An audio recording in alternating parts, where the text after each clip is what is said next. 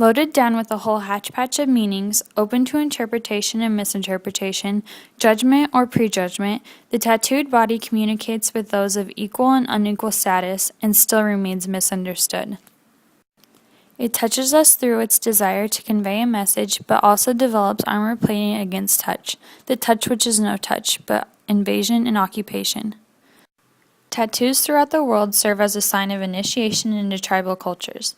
They represent prayers for a blessed life, work as a talisman, or provide protection from illness, accidents, death, and demons. The oldest direct evidence of tattooing is a 5,000-year-old mummy named Otzi. He had tattoos of lines and crossings on his knees, back, and spine. This was more than just decoration. Otzi suffered from arthritis. He underwent a type of acupunctural therapy. The markings show where the most pain was on his body. This is just one of the many secrets of the history of tattoos. The first indirect references to tattoos date back as early as the Old Testament. "You shall not make any cuttings into your flesh, nor print any marks upon you. I am the Lord." They only tolerated tattoos in those who, for the sake of the Lord, suffered misdoing. Tattoos played an important role in the course of the Crusades. The Crusaders who fell in battle could be identified by tattoos of crosses on their arms. This ensured a Christian burial in the Holy Land. In the 16th century, pilgrims to Bethlehem adopted this practice.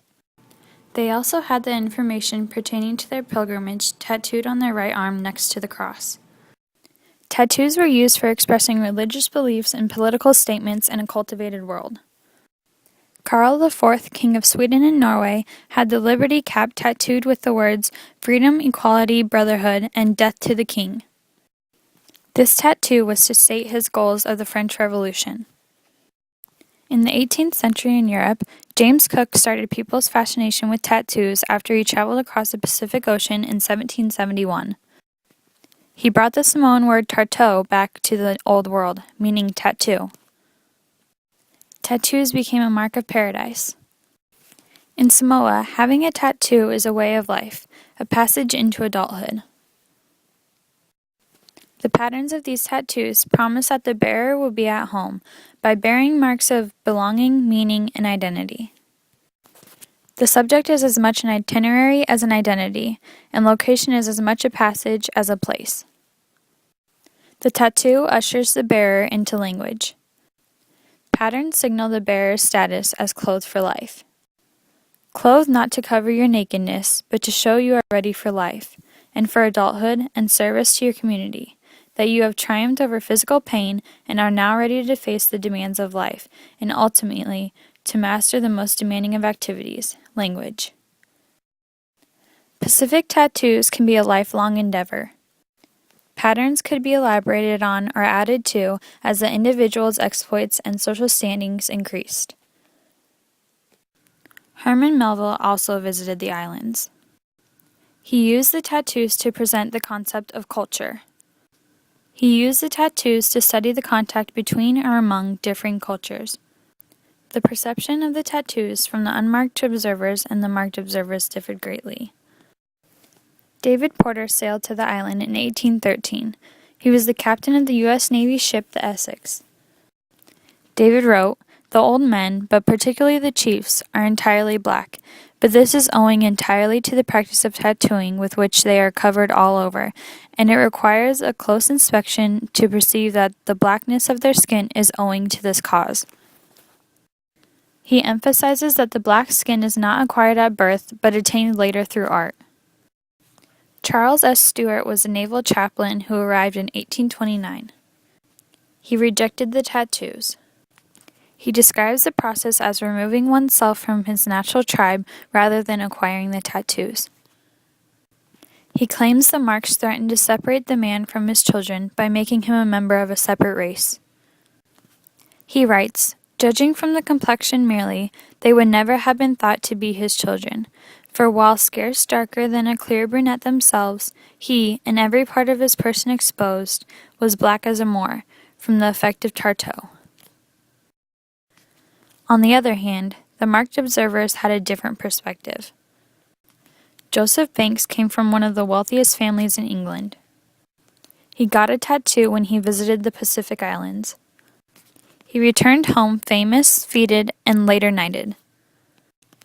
His fate was not determined by his tattoo from another place, the identity of another race, or a sign of standing outside the human. Later in the 20th century, men and women had colorful tattoos in circus sideshows. These people were seen as freaks. In the 1900s, scientists began to look at skin art. Cesare Lombroso was a professor at the University of Turin in Italy. He studied the effects of tattoos and crime. His basic assumption was that external influences such as social strata or milieu did not lead people to go astray. He believed some people are simply born potential thieves, robbers, and murderers. He also realized that some of the worst in these groups had tattoos.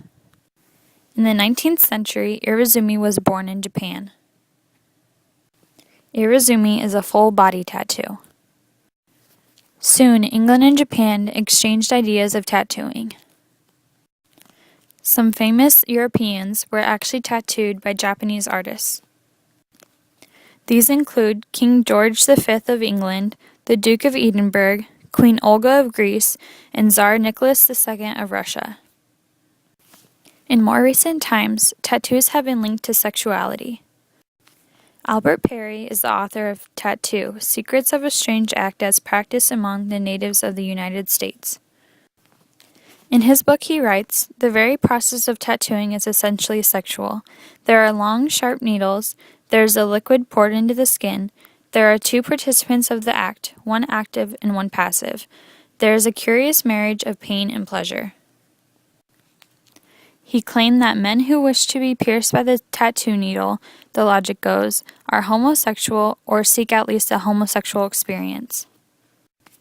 Even if women have not had sexual intercourse, tattooed women have been penetrated and are thus deemed non-virginal. In the 1920s, a prosecutor in a gang rape case in Boston declined to pursue charges when he discovered that the sexually inexperienced victim had a butterfly tattoo on her leg. Though technically a virgin before the rape, the girl was, in effect, accused of being a person of previous sexual experience because of her tattoo.